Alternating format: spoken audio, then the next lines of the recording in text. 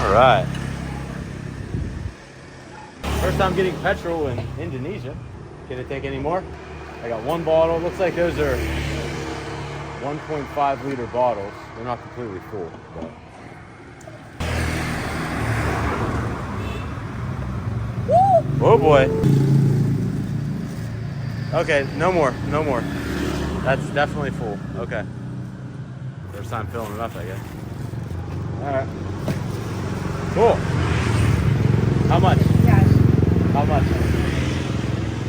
How much? Yeah, let's see. Price? How much? Okay. Just give her something? All right, we'll just give her something. Okay. Hold on. Is that it? That's good? Okay. I guess I'm giving her 50 and she's keeping it, so that's how much it is. Yeah. All right, thank you. Okay. Cool. The plan is to go from Ubud up to the rice terraces, up to Mount Batur.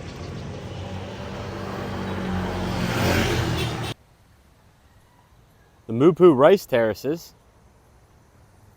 It's a good start, just like a 5-minute drive up from Ubud. The plan today is to head up to Mount Batur. It's one of the coolest spots in Bali, so that'll be nice. Got my trusty Scoopy here. Looks like the ride is about 45 minutes from here. Should be a good spot.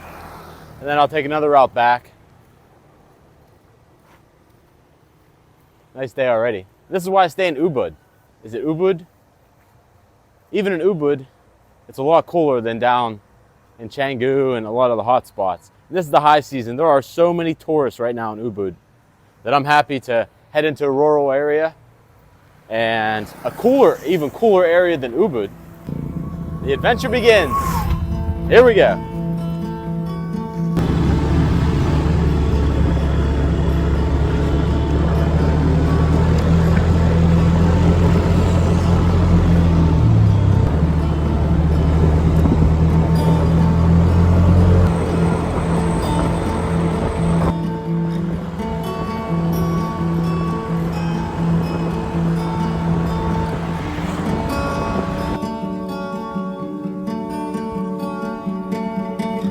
That's Mount Abang, because that's the lake. That's Mount Batur. That was a lot shorter than I thought. I think Google bases it on a 30-kilometer speed limit, because that's what I saw on the way up. Oh well. Also, there's only one official metered gas station from Ubud to this town. So just a couple minutes up the road is the town of Kintamani. Yeah, this island's a lot smaller than I thought. I mean, I wasn't going that fast, but that took me about 30 minutes from the terraces. So really from the center of Ubud, if you're driving modestly, that's less than an hour ride to the town. I'm not gonna ride around the mountain. There are some hiking trails around here. I mean, I really haven't seen any tourists at all. That's nice. I assume there's more in the town.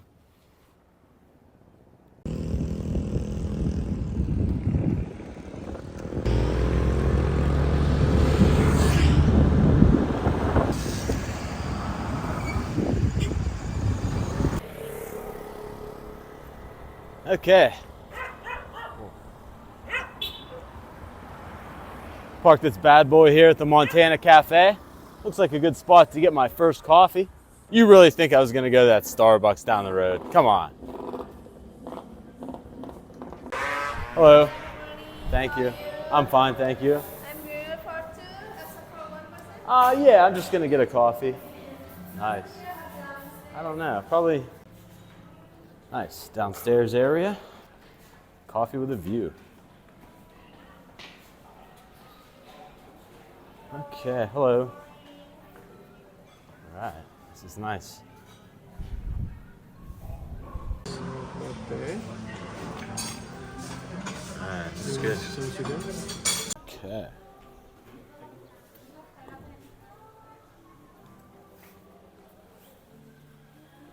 coffee with a view. One big difference I found in Bali that is not common at all anywhere else in Southeast Asia, they consistently add a 10% government tax and a 5% service charge to almost every bill. I'm not sure if Jakarta is like that or other parts of Indonesia are. However, that is something to plan for. Like this latte is 45K, so that's another 4.5 plus another like 3. So yeah, it's gonna be about 53,000 for this latte, which is almost $4. You know, these are nice places. I mean, with breakfast, this could cost about $10. But it is a tourist area. It's the high season. I'm not sure if prices do adjust a bit during the low season. However, I mean, I'm happy with Bali. I'll stay here for a couple weeks. But to be honest, I don't know if I see myself coming back here for too much. I do want to check out Canggu. And since that ride was so quick up the mountain, I may actually just try to bounce all the way to Canggu from this spot, which Google says is 2 hours.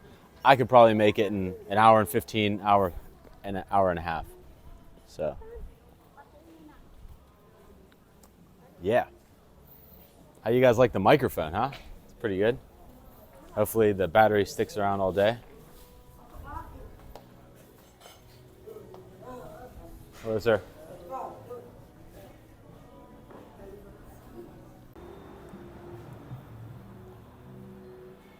Of course, this is a really nice cafe, the Montana Cafe. There are multiple rooms, upstairs, downstairs. Looks like there's even something over here. Great view. But $4 for a latte. I mean, they charged me $50 for the large. With service charge and tax, $58,300. So I gave them $60,000. Yeah, that's $4 for a latte.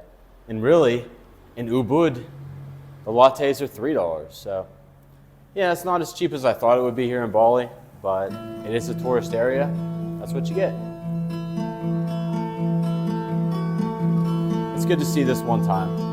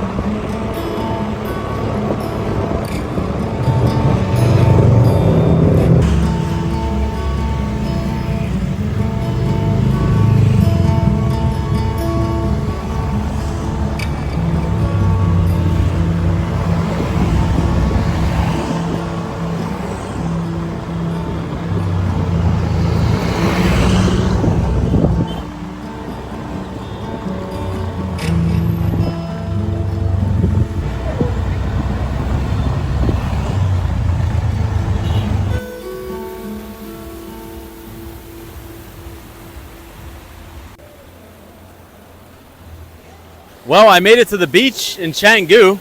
It's okay. It was about 2 hours from that mountain. There's a lot of traffic. I thought Ubud was busy. This is even more crowded. I'm sure there's other beaches in Bali that are a little bit more picturesque. There's a few people out here. It's like 2 p.m., so I'm sure it'll be busier later. Looks pretty good for surfing. Okay, that's enough beach for me. Get back on my trusty Honda Scooby. Okay, looks good. Thank you. It looks pretty good. 50K, 130, so 180 plus tax and service charge. It's gonna be over 200, which is like $14. But looks like a pretty beefy burger. And the fries are good. Nice cafe.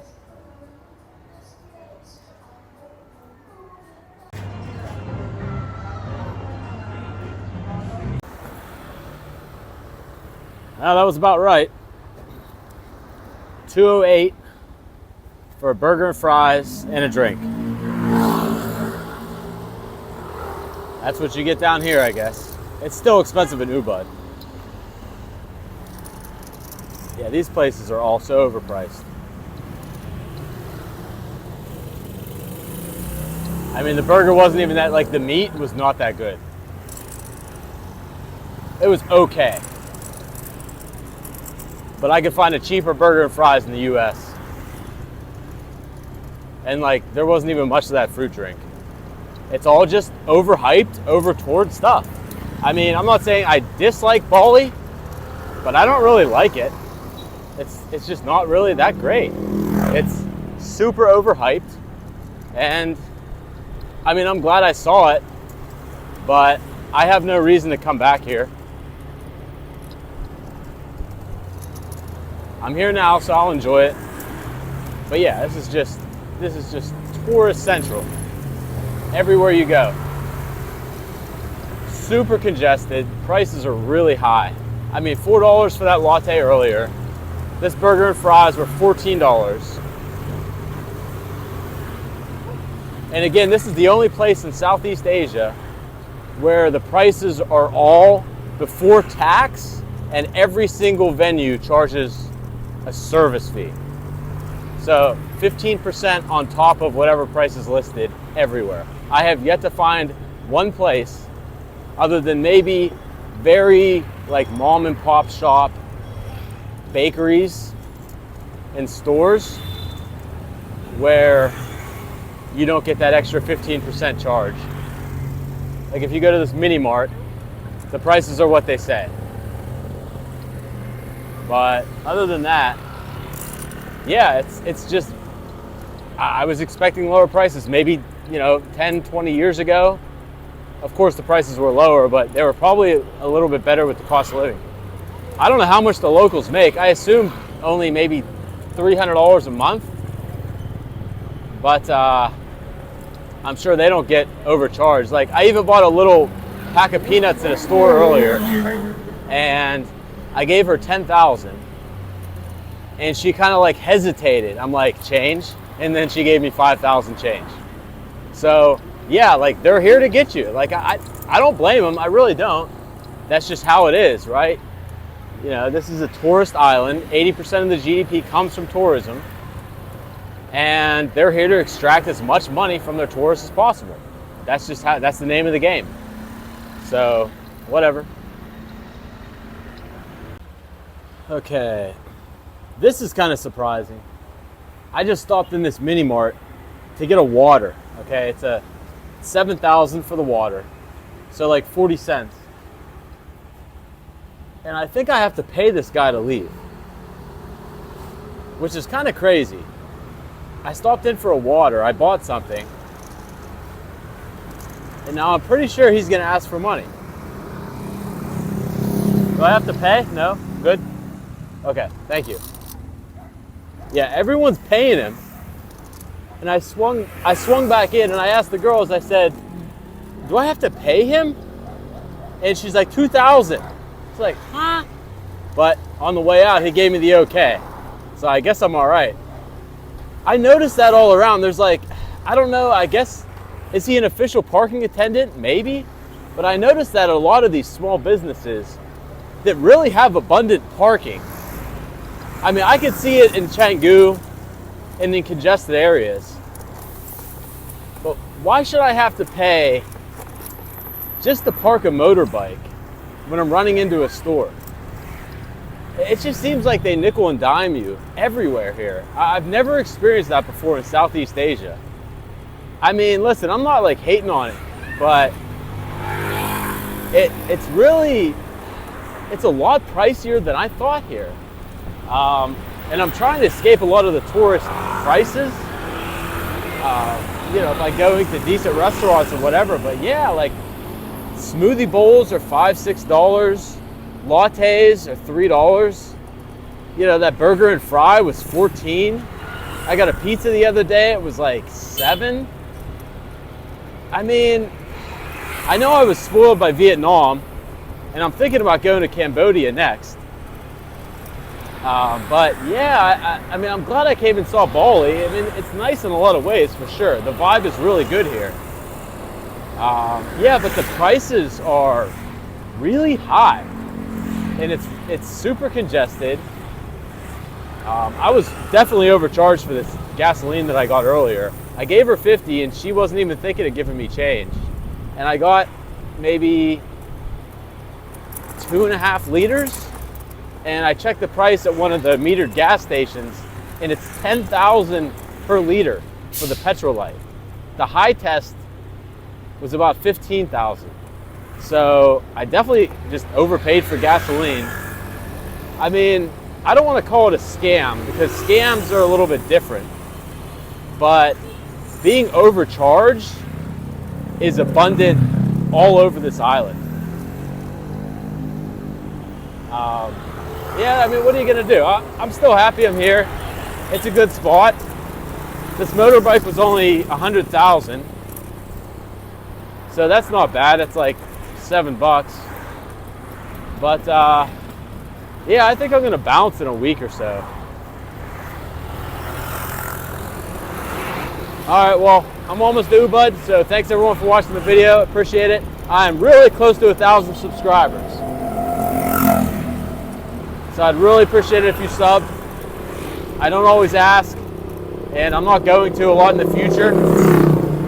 But I've put in a lot of work on YouTube so far, and I have literally made nothing. So I'd like to at least make $20 or $30 a video. So I'd appreciate that. And yeah, if you want to see any other Southeast Asian content, let me know. I'm thinking about going to Cambodia, but maybe even back to Vietnam because I really liked Vietnam. So I don't have too much time left before I truly have to start making some sort of nominal income. But I'm going to try to do it as long as I can. So I appreciate everyone for watching. Have a good day. Bye.